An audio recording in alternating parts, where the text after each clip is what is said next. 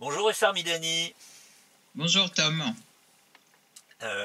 Voilà, donc nous sommes arrivés au 18e SITREP sur la Syrie. Nous sommes le 12 mai 2017 et comme très certainement beaucoup de monde l'a déjà remarqué, vous avez un drapeau palestinien autour du cou. Et ce n'est pas par hasard, puisque vous souhaitiez, euh, je dirais, donner à cette émission une couleur particulière en fonction de ce qui se passe en Israël, c'est-à-dire de la situation des prisonniers palestiniens qui sont en grève de la faim et qui continuent de subir en fait une forme de sadisme assez particulier des sionistes dans la situation où ils se trouvent. Donc vous vouliez comment je dirais, dédier ce SITREP aux Palestiniens qui subissent la férocité du sionisme chez eux. Tout à fait. Donc, effectivement, je tiens à exprimer toute ma solidarité et tout mon soutien avec les 1500 prisonniers palestiniens qui sont en grève de la faim depuis aujourd'hui 25 jours, dans un silence total des médias mainstream et dans une complicité totale de tous les États qui prétendent être des défenseurs de droits de l'homme. Et par contre, effectivement, je voudrais insister sur la solidarité, insister aussi sur le fait que leurs demandes et leurs exigences sont de l'ordre du droit humain. Ils demandent des possibilités d'abord de terminer d'en finir avec l'isolement individuel. Ils demandent un traitement humain correct, juste le traitement des personnes malades qu'aujourd'hui on néglige complètement dans les prisons. Il y en a qui meurent du fait de petites maladies parce qu'ils sont complètement ignorés et pas soignés. Le droit des visites familiales qui sont systématiquement reniés aussi, reniés et espacés aux Palestiniens. Augmenter le temps de la visite, permettre à leurs familles de venir les voir plus souvent et surtout aussi avoir des conditions d'hygiène normales dans les prisons. En fait, ce qu'ils demandent, ils demandent des choses qui sont tout à fait du droit basique humain, oui. Je dirais, oui. Des prisonniers. Et malheureusement, aujourd'hui, ils en arrivent à la 25e journée de grève de la faim.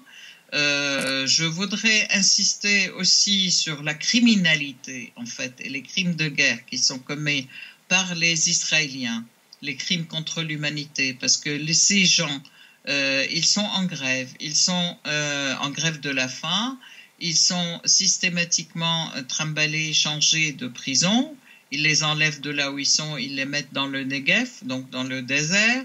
Il procède par des exactions contre les personnes elles-mêmes qui font la grève de la faim, contre leurs familles. Ils détruisent, ils attaquent la population palestinienne, donc le peuple palestinien qui est très solidaire avec cette grève et qui fait toujours des manifestations, des rassemblements, etc. pour les soutenir. Eh ben, ceux-là, ils subissent les gaz lacrymogènes, les attaques systématiques de l'armée israélienne, les destructions de maisons, etc. Avant-hier, il y a une jeune fille de 16 ans qui a été tuée froidement sous prétexte qu'ils lui ont collé le prétexte qu'elle voulait faire une opération de comment dire, de poignarder quelqu'un, Oui. alors qu'elle était à 10 mètres du premier soldat, et ils lui ont tiré dessus. La jeune fille a été tuée. Tout ceci dans un climat je peux dire, d'ignorance totale ou de déni total de ces médias qui prétendent défendre les droits de l'homme et qui prétendent défendre les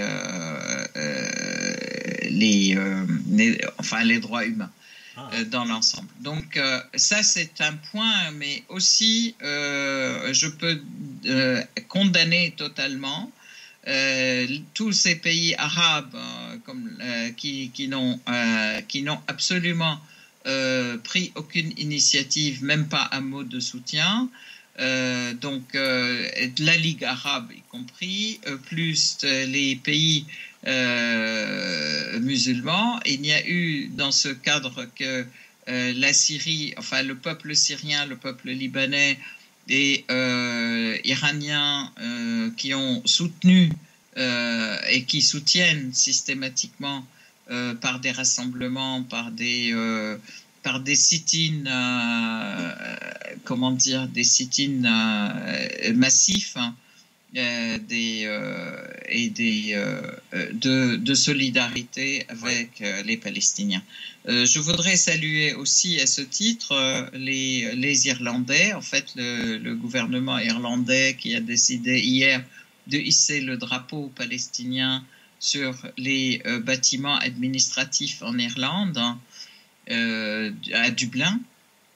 Donc ça c'est et je voudrais saluer aussi tous les mouvements de solidarité avec les Palestiniens qui se font aussi en France, partout en France, partout aussi en Europe, mais toujours dans je peux dire dans une les gouvernements, ils disent rien, ils ne font rien, etc. Oui, le silence total des autorités. Oui, oui. Dans le silence total des autorités, surtout que cet État d'Israël agit en toute impunité et il n'y a aucune sanction qui est appliquée contre eux, bien au contraire. Oui, d'ailleurs, Essar, si vous me permettez... soutien. Oui, si vous me permettez, il y a une image d'ailleurs, avant d'évoquer le reste de la situation de ces prisonniers. Moi, il y a une image que j'ai vue qui m'a scandalisé, c'est cette image où on voit, je ne sais plus si c'est des colons ou c'est des militaires israéliens faire cuire des grillades sous le nez des grévistes. Absolument, tout à fait. Tout à fait, ils font cuire des grillades, mais aujourd'hui, les Israéliens sont passés aussi au stade de l'alimentation forcée des prisonniers, et ce qui met en danger aussi la vie des prisonniers. Oui. Donc, ce sont des pratiques complètement fascistes. C'est barbare, oui. Et je peux dire nazis aussi, alors qu'ils prétendent, que les Israéliens prétendent avoir été victimes des nazis et lutter contre eux. Donc en fait, ils reconduisent, ils font les mêmes pratiques, voire pire, avec les Palestiniens. Oui, parce que l'alimentation forcée, c'est un tuyau en plastique qui passe par le nez, hein. Oui, oui. Hein, c'est très douloureux, et c'est fait dans un climat de violence physique, hein. Tout à fait, tout à fait. Et puis, tout dépend aussi des doses qui sont envoyées, parce que ça tue les gens. Ça peut provoquer la mort, effectivement. Vous aviez aussi... Pardon. Oui, je vous en prie. C'était à propos des déclarations du leader du Hezbollah à propos justement de ces prisonniers palestiniens. Tout à fait. Alors, je disais effectivement, il y avait des manifestations de soutien aussi bien en Syrie qu'au Liban, de soutien à ces prisonniers palestiniens et de soutien à la lutte du peuple palestinien.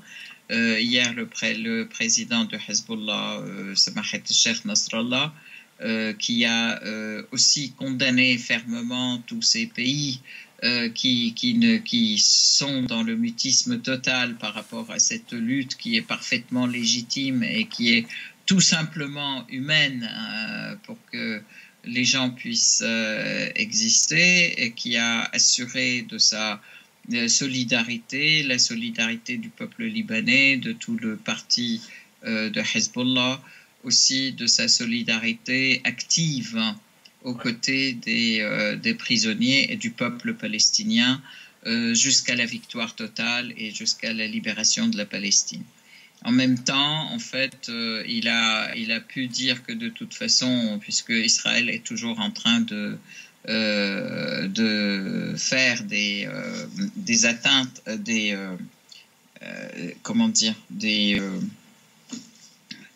menaces. En fait, il peut dire il disait que de toute façon, ils seront, s'ils menacent le Liban ou s'ils interviennent au sud Liban, c'est au sein de la Palestine occupée que le combat aura lieu en riposte à cette agression.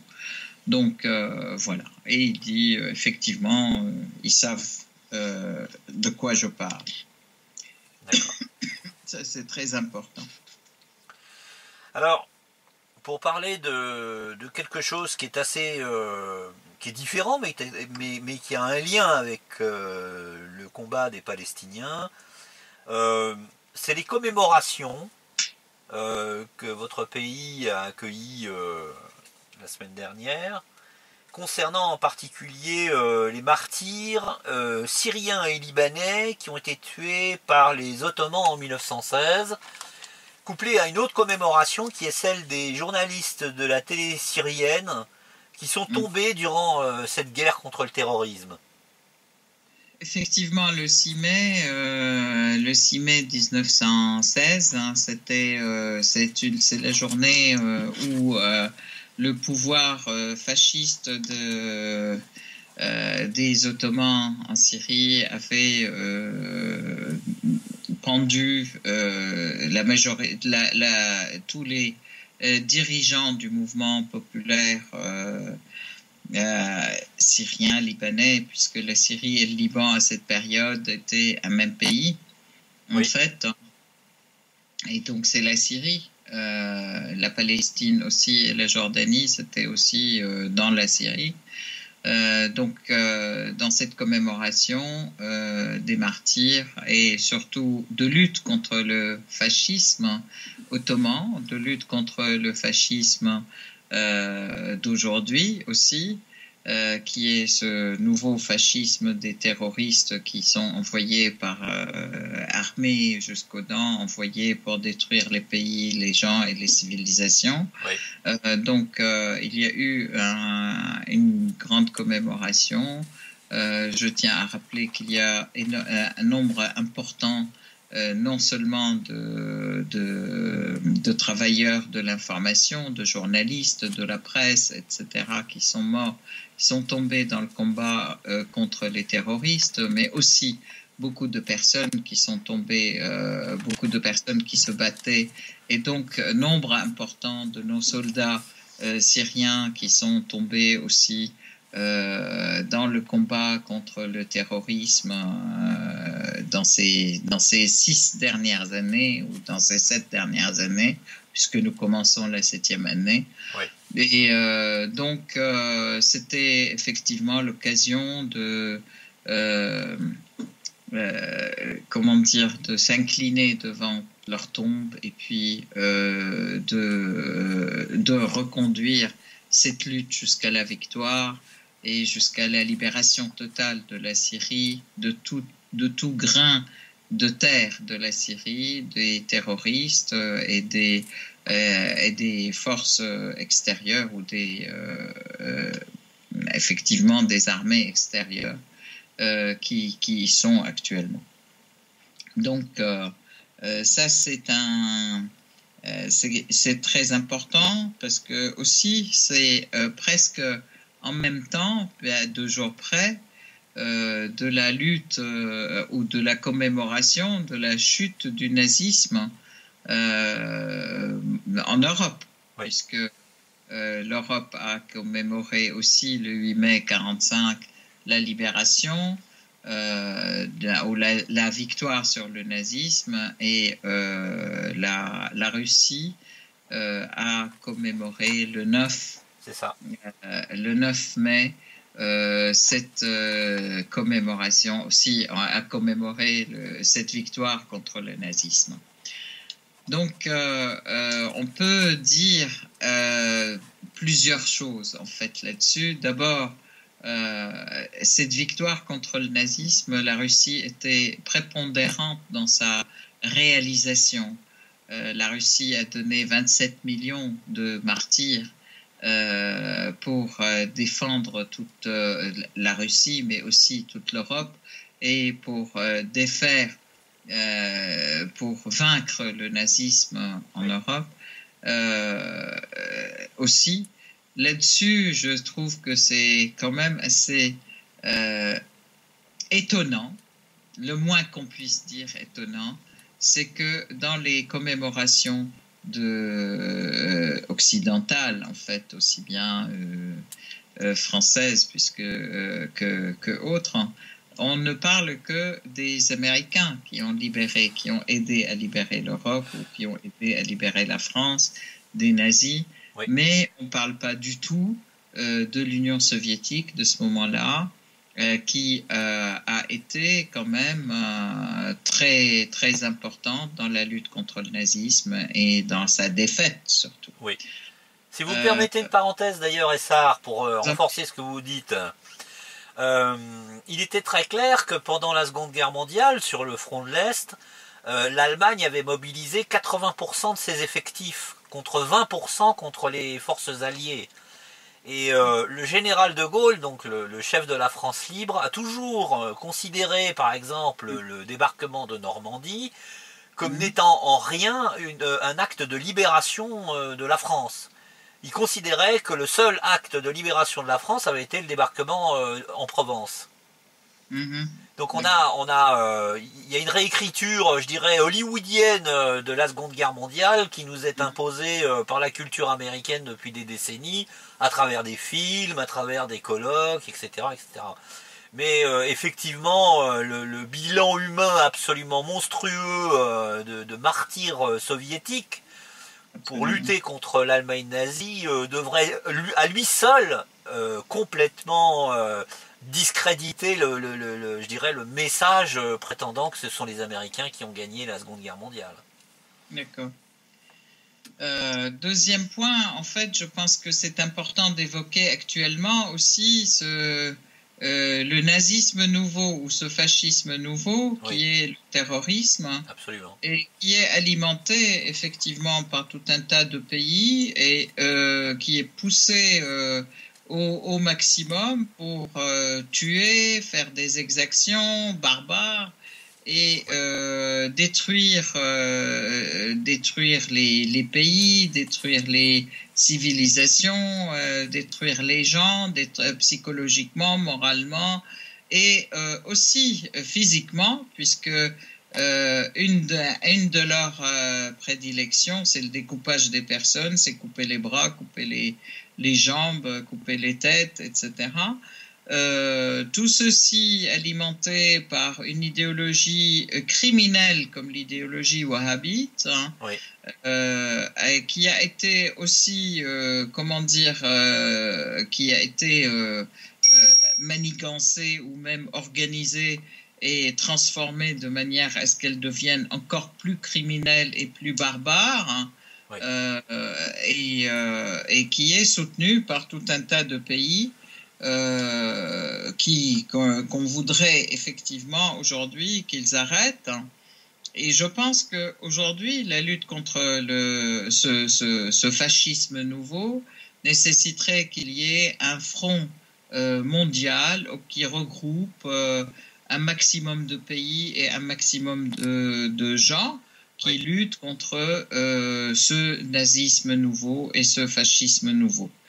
Donc en fait, je dirais, moi je joins mon appel à à l'appel aujourd'hui de tous ces pays qui souffrent du terrorisme à lutter contre le terrorisme parce qu'il n'est pas que chez les autres, il pourra revenir et il pourra se propager dans le monde entier et tout le monde est exposé à ce danger. Tous les pays sont exposés à ce danger et ça serait effectivement très bien que ce front de lutte antiterroriste aujourd'hui, qui est aujourd'hui formé des pays comme l'Iran, la Syrie, le Hezbollah et les alliés comme la Russie s'élargissent au maximum. Bon, bien sûr, on a vu qu'il y a quand même pas mal de pays qui ont des velléités de lutte contre le terrorisme, comme la Chine, comme les pays d'Amérique latine, le Venezuela et le Brésil, etc. Oui. Mais il serait bon que ce front s'élargisse et devienne un front mondial réellement de la lutte contre le terrorisme pour rétablir la stabilité et la paix dans le monde.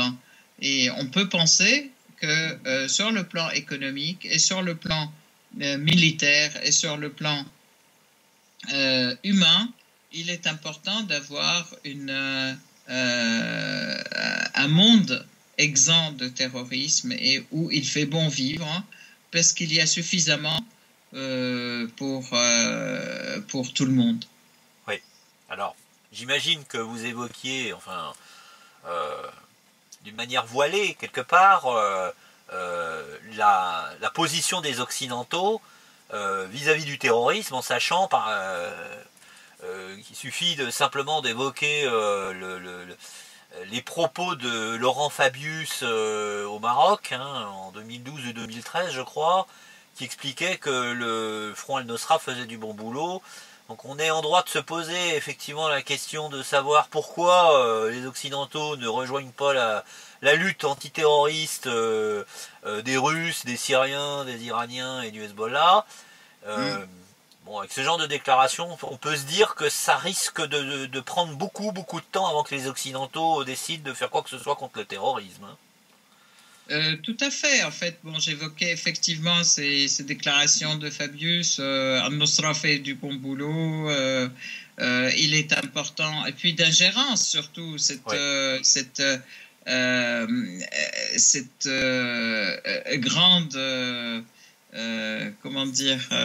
agressivité et cette attitude belliqueuse et d'ingérence dans la Syrie, dans les affaires syriennes et dans les affaires du peuple syrien, en disant aussi Assad ne mérite pas de vivre ou mérite d'être six pieds sous terre, etc.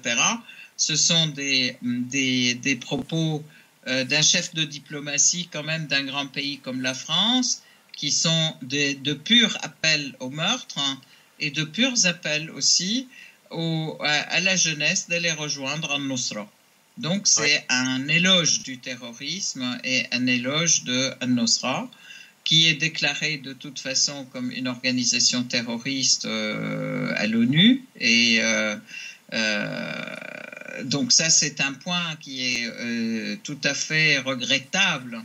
Qu'un chef de la diplomatie d'un pays comme la France aille dans ce sens. Nous espérons qu'avec Macron, les choses vont évoluer positivement dans le sens d'une meilleure lutte contre le terrorisme au niveau de la France, parce que il faut quand même pas oublier que la France a été et des Français ont été tués par les terroristes au Bataclan. Et nombreux étaient tués ce sont des gens qui sortaient pour se détendre et puis qui se sont trouvés tués et décapités. Je tiens à signaler à ce niveau-là quand même et à saluer l'attitude du gouvernement autrichien qui a traduit en justice un terroriste qui revenait et qui avait participé à la tuerie contre des soldats syriens blessés. Donc actuellement, il est condamné à la prison à perpétuité en Autriche. Donc ça, c'est un début. Je pense qu'il est important que d'autres pays européens rejoignent cette position et cette lutte contre le terrorisme qui n'est rien d'autre que le fascisme d'aujourd'hui. Oui, parce qu'en France, vous citiez l'Autriche qui a effectivement rendu une justice équitable. En France, on a depuis un certain temps, hein, sauf erreur, un terroriste dont son nom, je crois que c'est Tlas, qui faisait partie il était le chef de celui qui a ouvert la poitrine d'un soldat syrien pour manger son cœur. Voilà. Ouais. Donc ça, il a été reçu en France, il est réfugié en France. Voilà. Donc de toute façon, moi je voudrais dire quand même, en France, Jabhat al-Nusra, ils sont un peu partout, comme l'armée syrienne, ce qu'on appelle l'armée syrienne de libération. Ils sont aussi partout. On a pu voir même ils sont reçus. On a pu voir même dans la soirée de Macron. Oui, au Louvre. Hein. C'est ça, au Louvre. Absolument. Il y avait le drapeau de l'ASL, en fait, de l'armée syrienne libre. Qui était hissé, et puis ça c'est vraiment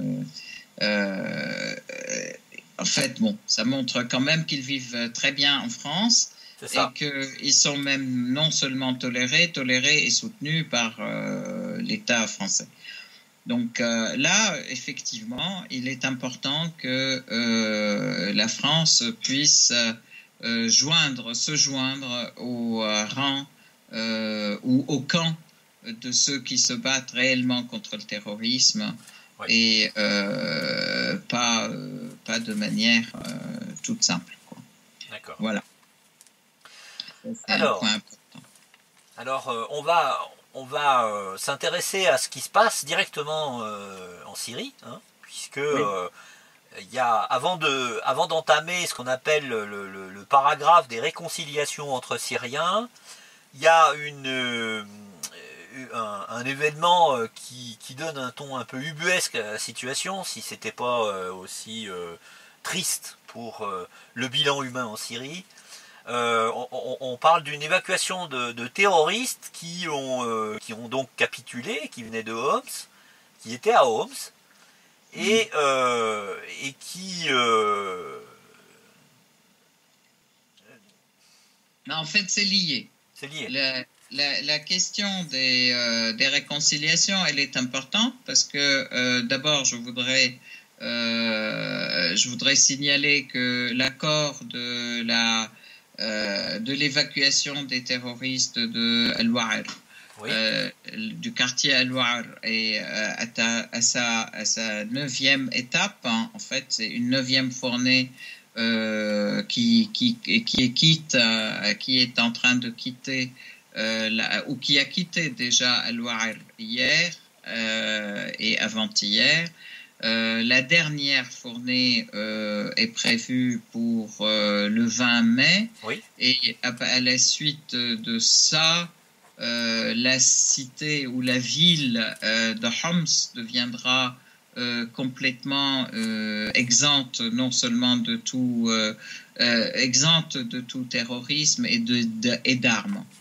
L'accord stipulait que les personnes qui veulent d'abord, bien sûr, je répète comment ça se passe, les armes lourdes sont complètement remises, les personnes qui ont besoin ou qui voudraient régulariser leur situation et reprendre leur vie en tant que citoyens normaux, je parle des Syriens, oui. Pas des étrangers, parce que les étrangers, ils sont reconduits systématiquement ailleurs, donc à Jarablus ou à Idlib, et les Syriens, ceux qui veulent régulariser leur situation, ils régularisent leur situation, ils rendent leurs armes, et il profite d'une amnistie qui est toujours en vigueur, que le président Assad a décidé par un arrêté présidentiel qui est appliqué depuis le début de ces réconciliations. Donc ils reprennent leur vie normale. Et ceux qui veulent continuer et qui refusent donc de se rendre, ils doivent quand même quitter la ville, oui, ou le quartier où ils sont. Ils ont le droit d'amener une arme légère uniquement, et des cars qui sont mis à leur disposition les amènent au lieu de leur choix, soit Jarablos, soit Idlib. Oui. Et donc, ce qui s'est passé, c'est que nombre de ces personnes qui sont allées et où ils ont été accompagnés jusqu'à Jarablos, à part les cars qui ont été mis à leur disposition par l'État, ils ont décidé de revenir avec les cars tout de suite, après avoir vu la manière dont ils étaient traités à Jarablos, aussi bien par les Turcs que par les autres terroristes. Donc, ils ont rebroussé chemin, ils sont revenus, ils se sont rendus et ils ont décidé de reprendre leur vie de citoyens normaux et de profiter donc de cette amnistie. Chose qui est très, très intéressante, en fait, oui, et très importante, qu'il y ait ce retour, parce qu'en fait, ça montre qu'ils étaient complètement manipulés sur le plan de ce qui leur a été dit. Ils, oui, partaient à Jarablos espérant retrouver de l'argent, un appartement, on leur donne ou un traitement intéressant, un traitement en tant qu'être humain où ils peuvent être logés, nourris, traités, etc. Et en fait, ils ont trouvé tout le contraire. Ils ont été humiliés, ils ont été maltraités, etc. Ce qui fait qu'ils sont revenus immédiatement. Voilà, c'est pour ça que ça justement, Essar, que je disais qu'il y avait des événements ubuesques, bien que tristes. C'est que ces gens-là, il a fallu qu'ils soient maltraités par leurs anciens collègues, complices. Qui sont les Turcs par leurs maîtres, et qui les emploient en fait comme bûchers dans ce grand incendie, je peux dire, oui, comme bûche dans ce grand bûcher, en fait. Oui. Et ils se rendent compte maintenant seulement qu'ils ont été manipulés, c'est sûr.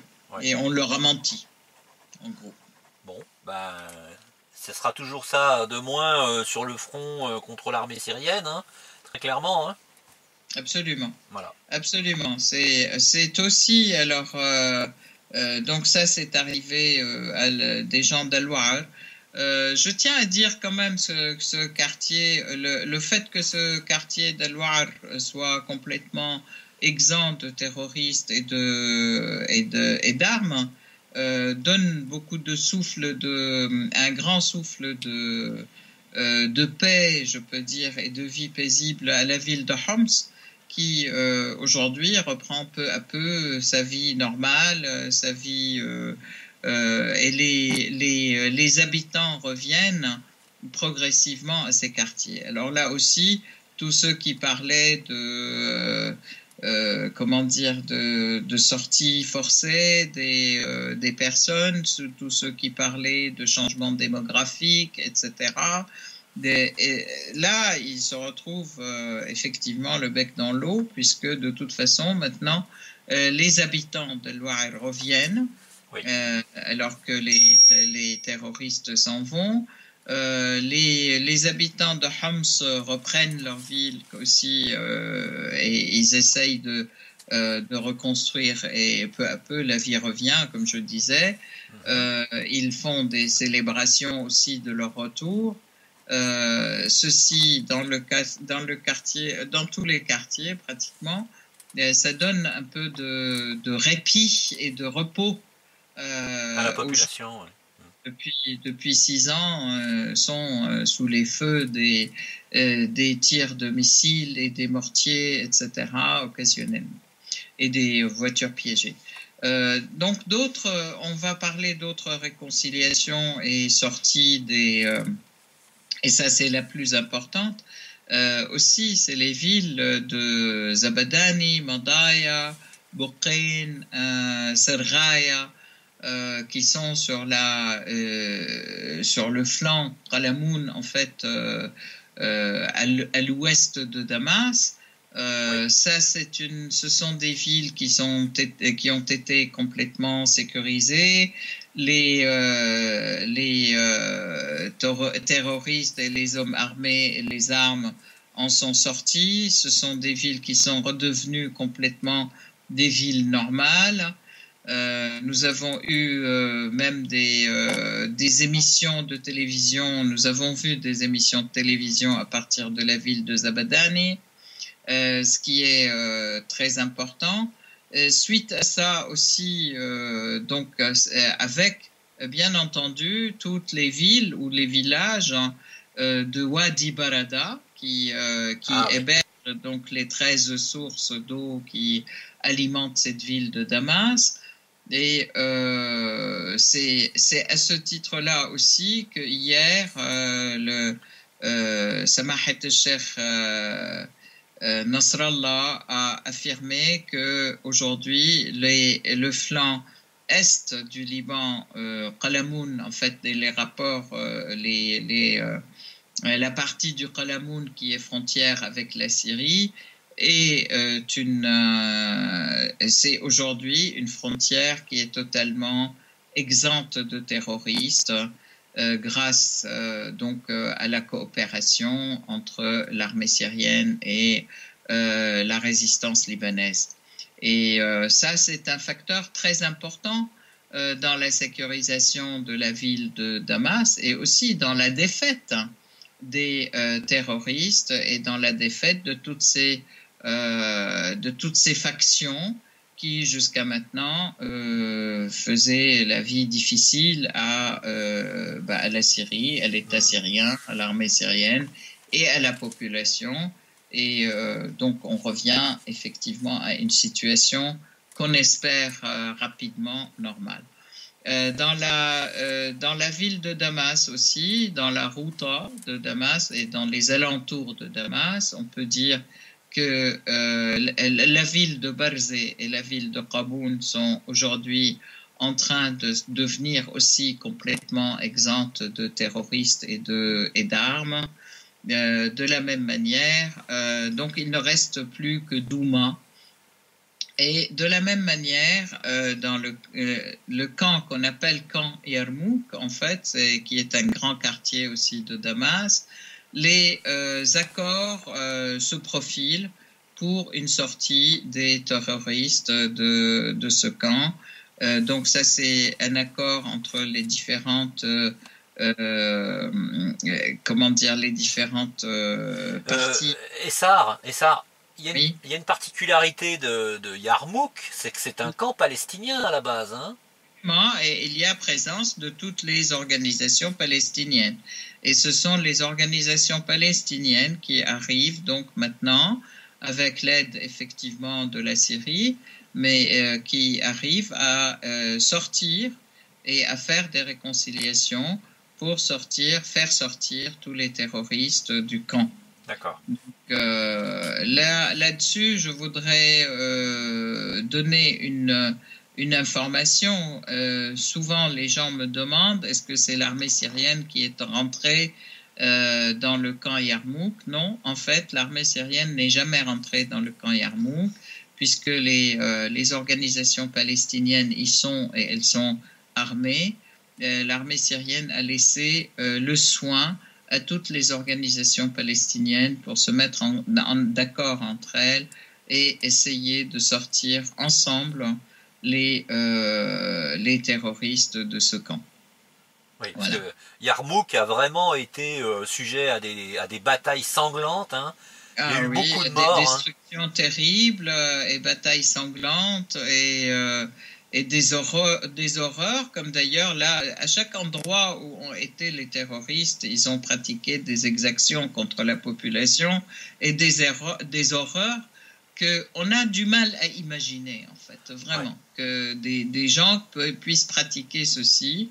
Bien sûr, je rappelle quand même qu'ils sont sous l'effet du Captagon et avec des armes qui sont bien évoluées, qui sont des armes qui leur sont fournies par tous les pays occidentaux et qui sont très modernes et bien plus modernes que ce que avait l'armée syrienne au début. Bon, bien sûr, maintenant, les équipements de l'armée syrienne se sont améliorés depuis la présence russe, mais aussi comment dire, les accords avec la Russie pour que la Russie puisse moderniser ou aider l'armée syrienne aussi à se rééquiper.